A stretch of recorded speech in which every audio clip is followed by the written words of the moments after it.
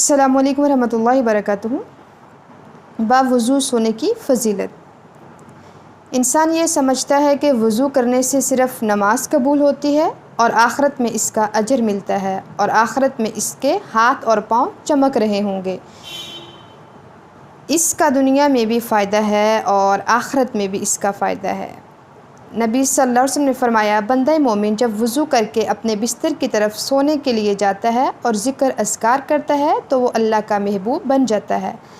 اللہ اس کی حفاظت کے لیے آسمان سے ایک نورانی فرشتے کو بھیج دیتے ہیں۔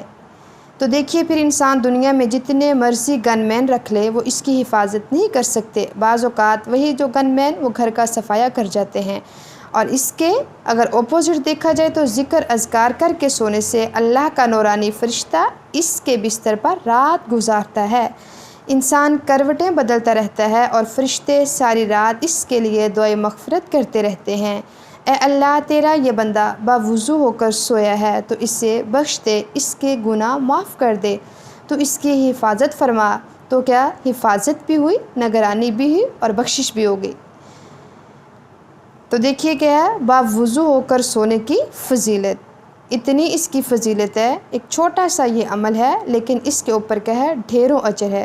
تو اس لیے اللہ سے دعا ہے کہ اللہ تعالی ہمیں عمل کرنے کی توفیق عطا فرمائے۔ وآخر دعوانا ان الحمد للہ رب العالمین۔